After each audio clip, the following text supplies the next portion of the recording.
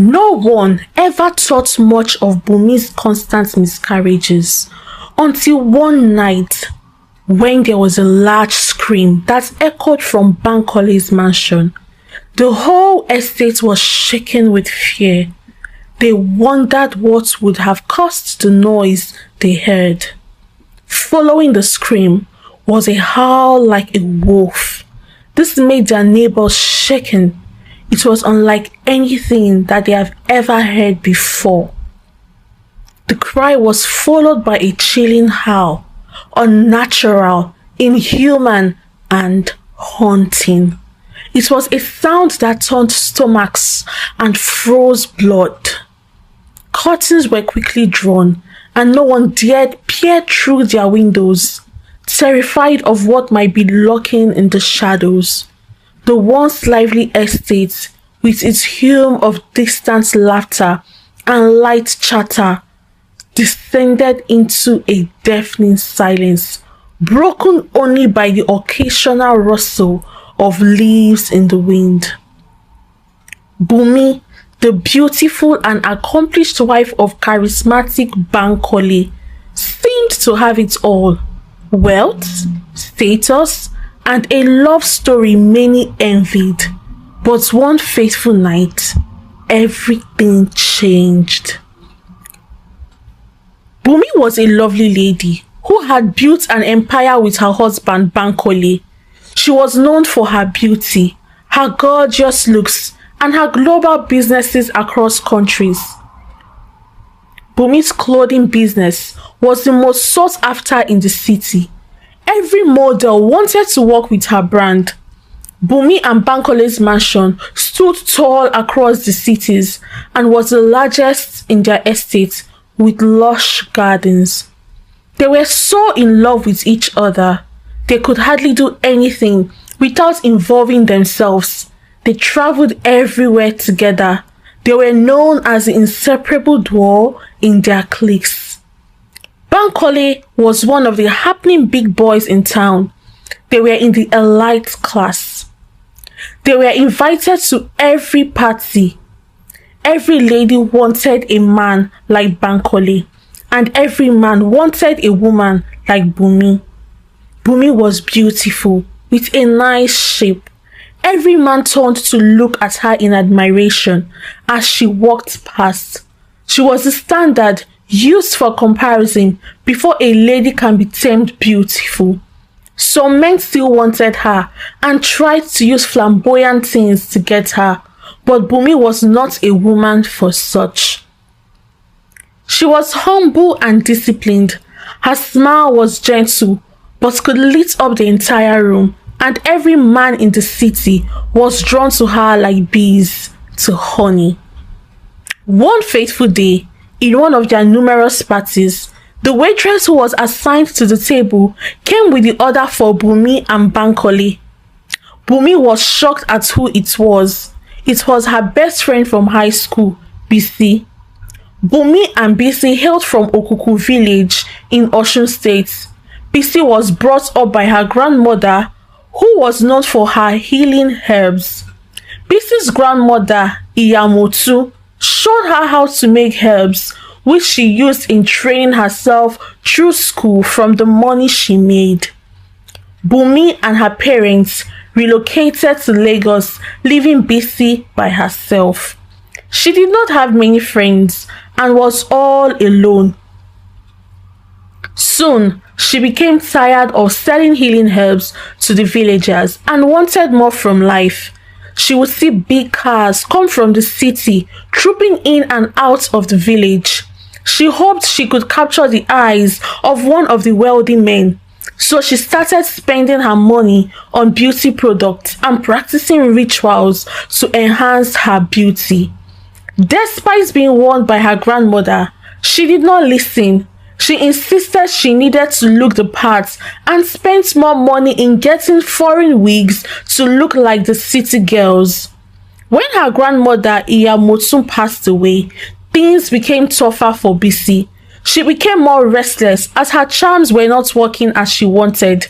and she was not willing to go deeper into doing blood sacrifices, as her grandmother had warned her it was a path to no return.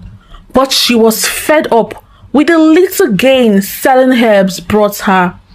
She decided to move to the city and began to save up money. After a few months, she finally gathered enough money and traveled to Lagos. She could not further her education as a higher institution, so she could only get a job as a waiter in Ray Blue's hotel. That was when she met Bumi, her long-time friend.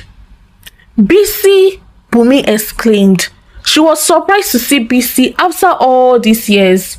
How could it be Bisi was the waitress?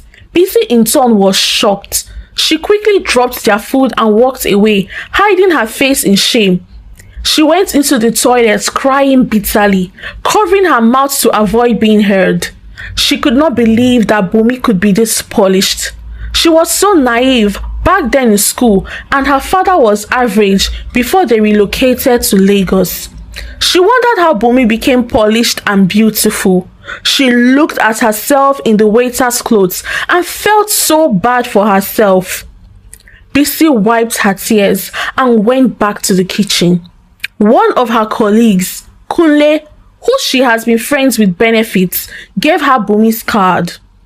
A beautiful lady dropped this card, he said. She said you should get in touch. How do you know such a person? Kunle asked, surprised that someone like Bumi could take an interest in Bisi. To Kunle, Bisi was only good enough to bed at night and peep to his rich friends where he made some money.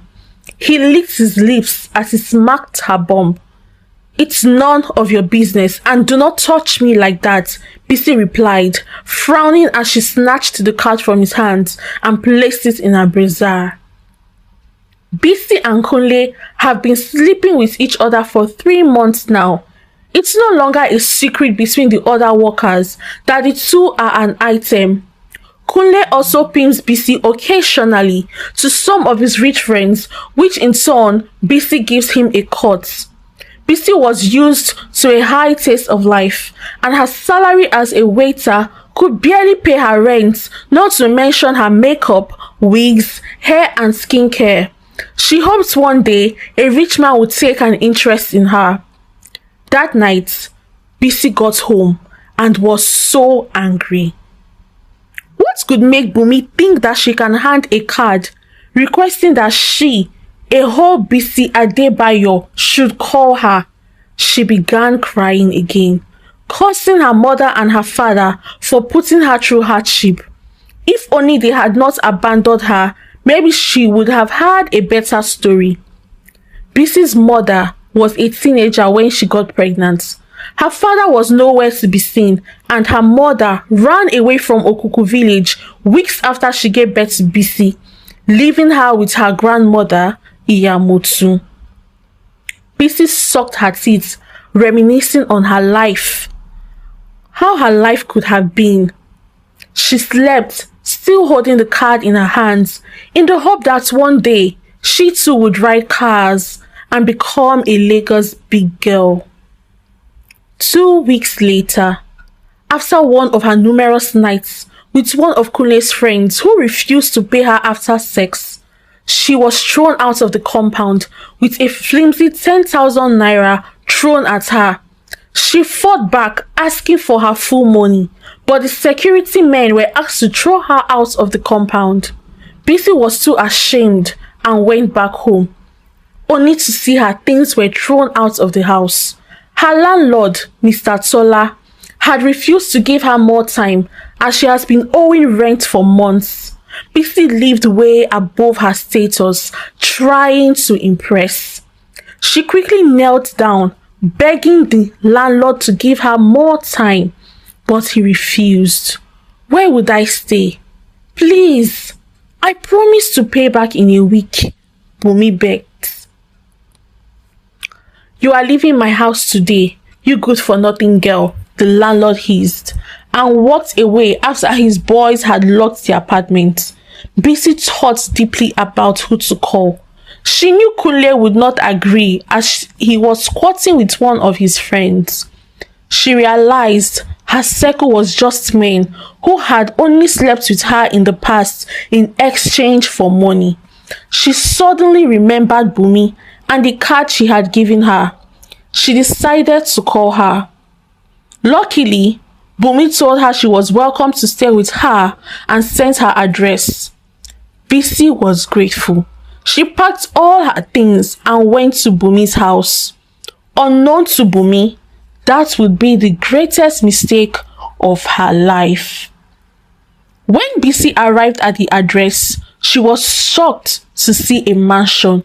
She could not believe Bumi and her husband owned such a luxurious mansion in a high-class environment. She hissed, "This life. So small Bumi could marry such a rich man." She proceeded to knock on the gate, and the gateman let her in as Bumi already told him she was expecting a guest. The compound was so large that 2 more buildings could fit in. Bisi saw the lineup of luxurious cars. She began counting but was cut short when Bumi came to meet her and hugged her. "Oh, my Bisi, it has been 10 years. It is so good to see you, my lost best friend." Bisi smiled sheepishly while still admiring Bumi's skin. She looked so fresh, like fresh tomatoes.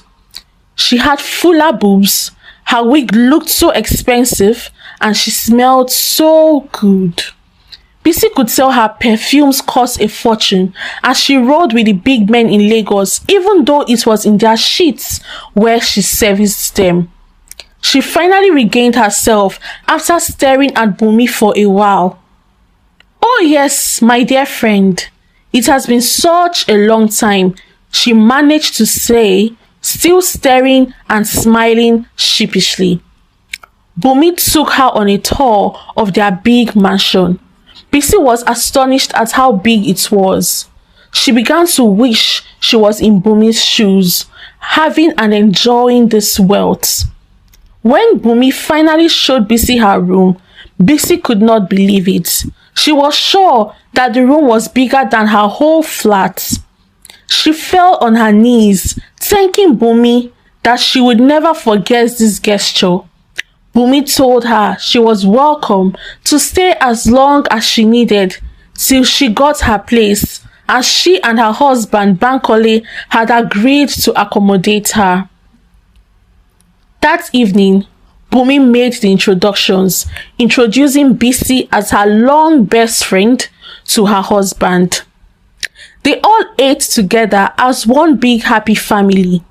Bumi told her husband Bankole to give Bisi a job in his company and enroll her in a part-time course at a private university to help her get the qualifications she needed. They ensured that Bisi was comfortable. Bankole showered Bumi with the best of things. He outdid himself on her birthday when he bought her a mansion on Banana Island. And their love kept on waxing stronger and stronger. Bisi became so jealous. No man had ever pampered her like that. She wanted Bumi's life. "If only a man like Bankole could look my way," she said to herself, fantasizing about Bankole. Bankole was every woman's dream. He was tall, dark, and handsome. He was so wealthy that he could buy a whole state if he wanted to. He had houses littered everywhere, and he was so loving. Bisi decided to get Bankole for herself. She began her plot to make Bankole fall for her.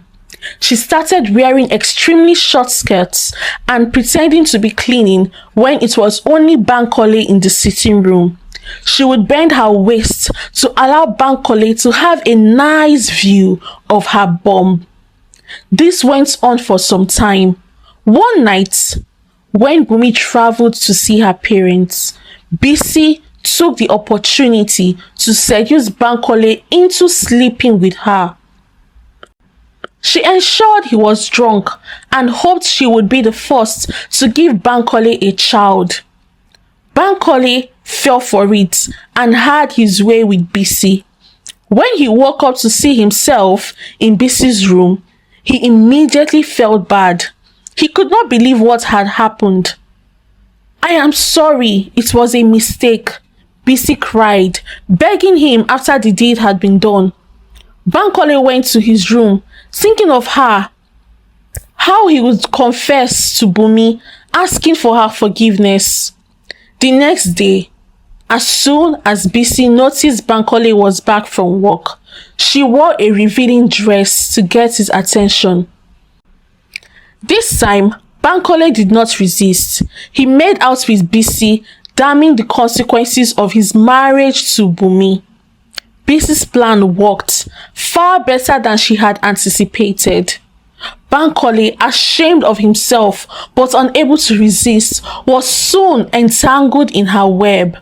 What had started as a single lapse in judgment became a torrid affair that threatened the foundation of his marriage to Bumi. When Bumi returned, they acted like they were both loyal to her. Bisi played her role perfectly, acting as a loyal friend during the day while slowly drawing Bankole deeper into her grasp at night. She slept with Bankole in his car, at work, and even on his matrimonial bed. Bankole began falling for Bisi deeper than he felt for Bumi. In return, he bought nice things for Bisi.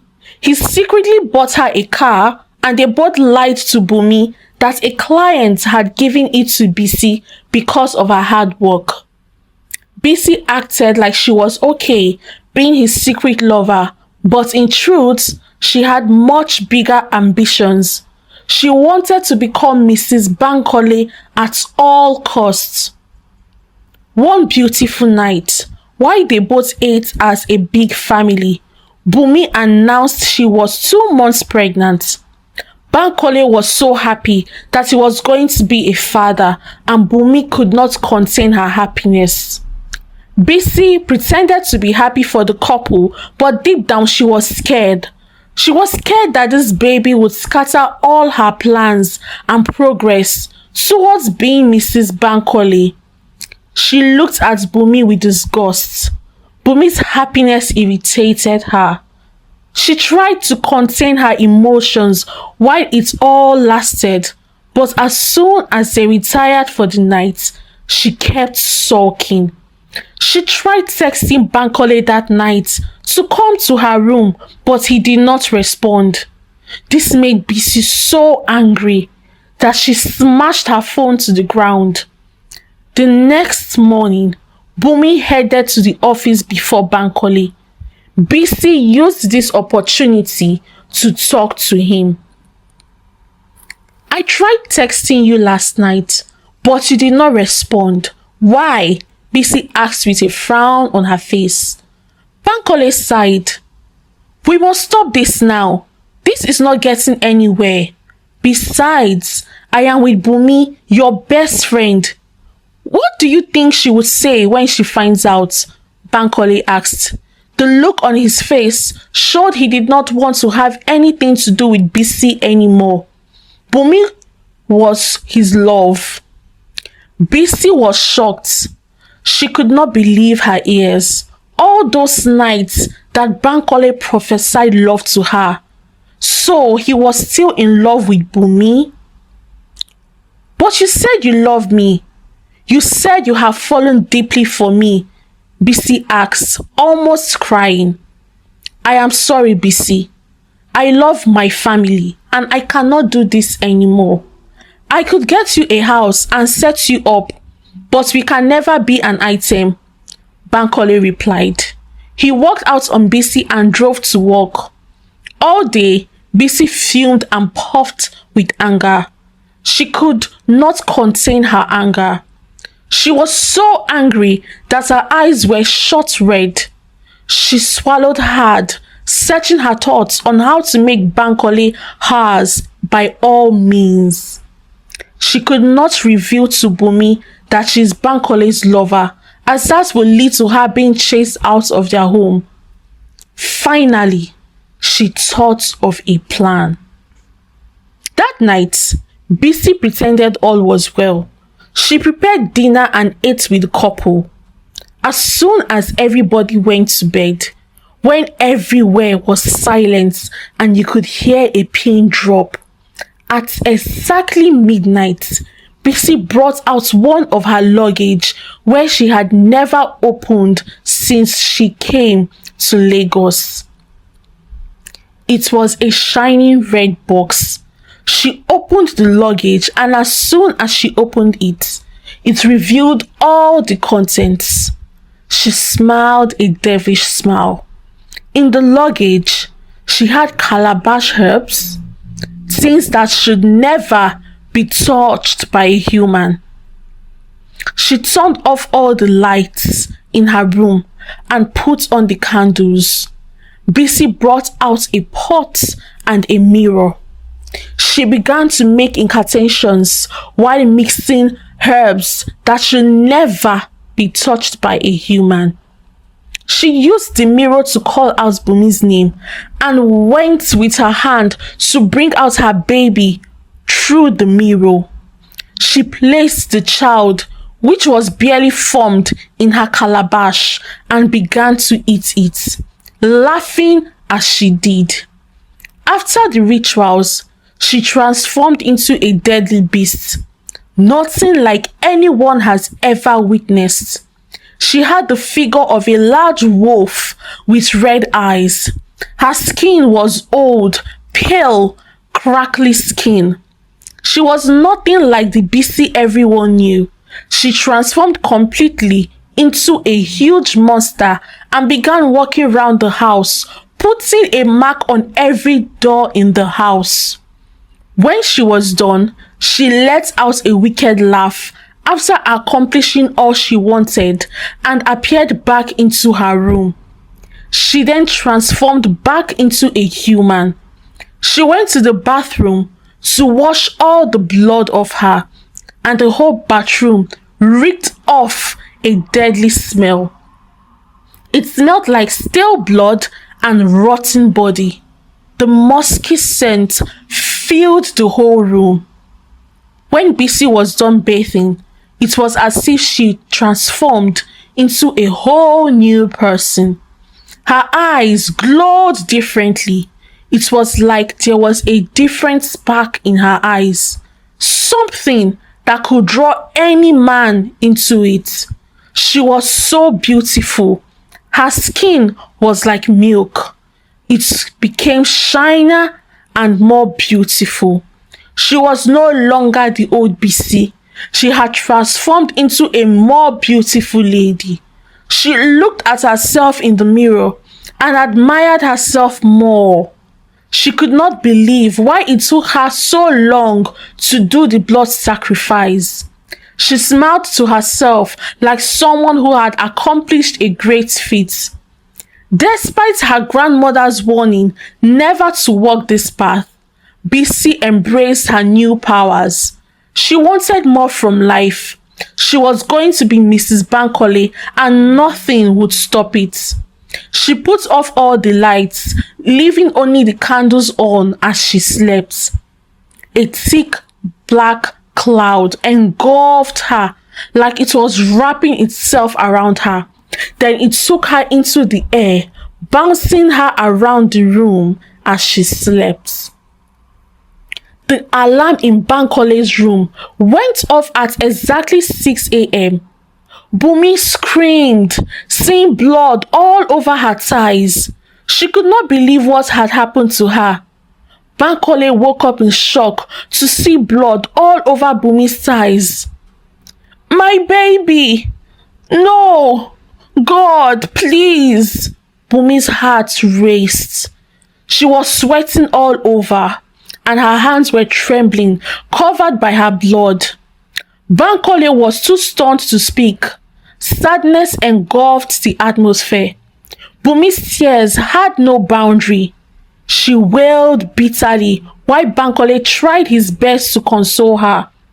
Bumi was not yielding. She kept crying, holding her clothes soaked in blood. How did this happen? Did she not eat right? Did she exercise too much? She kept asking Bankole for an explanation of what had befallen her. Bankole held Bumi tightly, consoling her that it would be well. He had planned a whole life with his unborn child and had told every ear that cared to listen that he was a soon-to-be father. He tried to hide his emotions. He was swallowed by pain and bitterness. They stayed in that position, feeling the pain of losing their unborn child. It is a kind of pain no one wishes to go through. What lies ahead for the Bankoles?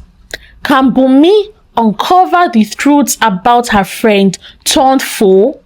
Or will Bisi's dark ambitions consume them all? Stay tuned as this tale of betrayal, obsession, and unearthly horror unfolds. I hope you enjoyed the story. I would like you to ensure that you send to all your loved ones. Do not forget to subscribe, like, and comment. Let me know what you think of Bisi and Bumi's friendship. Till we meet again. Bye.